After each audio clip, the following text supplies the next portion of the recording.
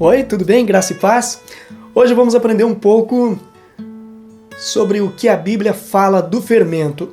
Eu sou o Julinho Souza. Pela graça maravilhosa de Deus, estamos juntos mais uma vez. E de forma simples e objetiva, vamos estudar a palavra? Vamos meditar na palavra.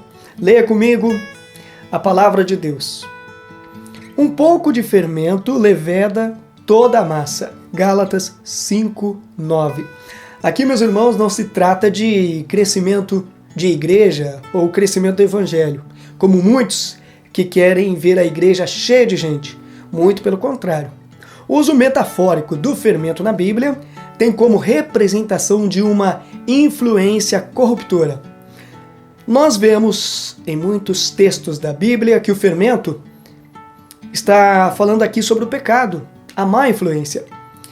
Aqui em Gálatas 5:9 é uma lembrança pertinente do apóstolo Paulo diante de uma confusão estabelecida por divisões acirradas na comunidade dos Gálatas. Lógico que em se tratando de fermento, a influência também pode ser boa, pois um bom fermento transforma a massa em um belo pão, na quantidade certa, na medida certa, não é mesmo? E por outro lado, dependendo da quantidade, a influência do fermento pode ser má. Essa é uma exortação a todos nós, cristãos. Não podemos, de maneira nenhuma, deixar que as coisas do mundo nos desviem dos caminhos de Deus, seja influência na nossa vida. Então, cuidado com a mistura na massa. Precisamos tomar muito cuidado. Não podemos misturar o evangelho com ideologias mundanas, com a cultura pagã. Essa mistura não vai dar certo e vai estragar toda a massa. Hoje se preocupam demais com o crescimento da igreja. Claro que se a igreja crescer de forma saudável, de acordo com o evangelho, da forma correta, isso é muito bom.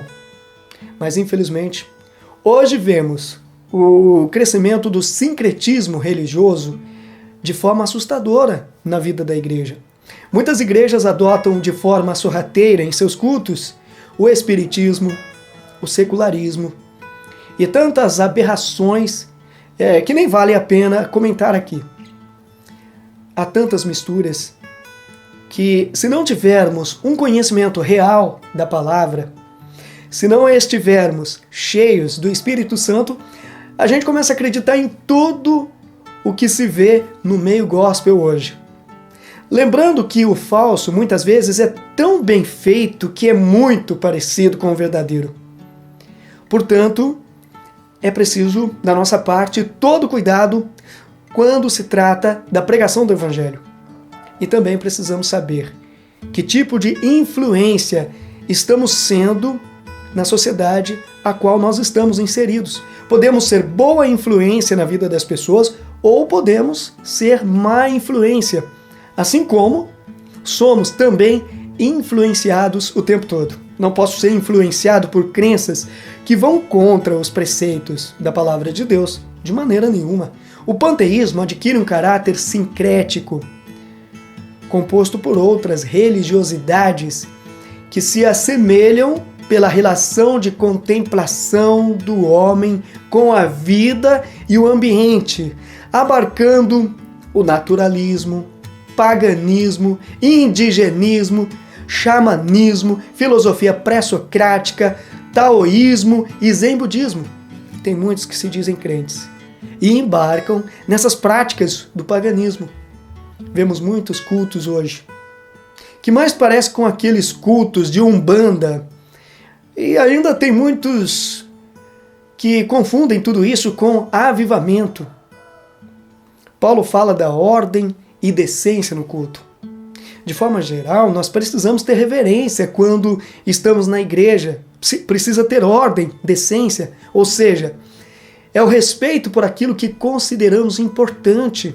De forma específica, a reverência a Deus designa o respeito às coisas sagradas. Ela demonstra nosso conhecimento e valor sobre Deus, do que Ele fez por nós em Cristo, e também daquilo que compreendemos sobre o culto.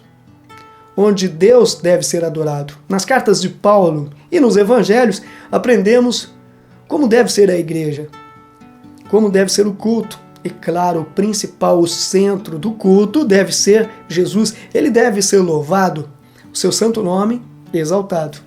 Por isso temos várias referências sobre o fermento na Bíblia. Jesus, por muitas vezes, fala sobre esse assunto.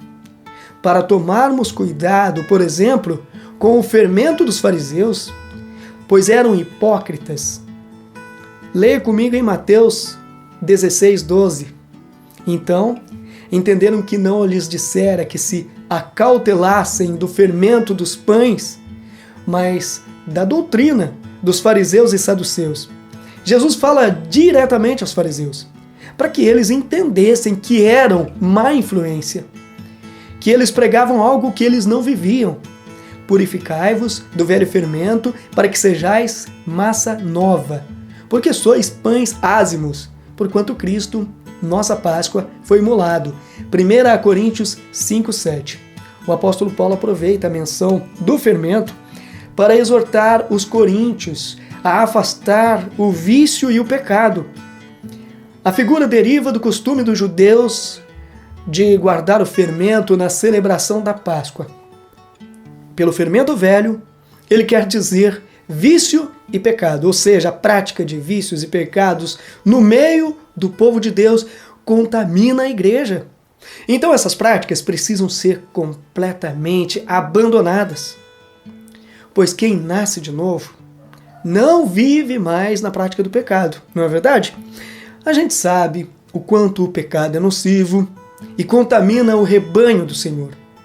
Não devemos compactuar com aqueles que vivem na prática da imoralidade, pois são má influência para nós, assim como os fariseus eram na época de Jesus.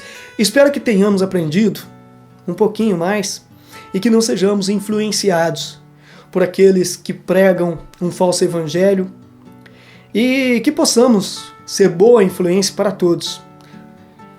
E todos aqueles que querem viver o evangelho de verdade, que a gente possa ser boa influência.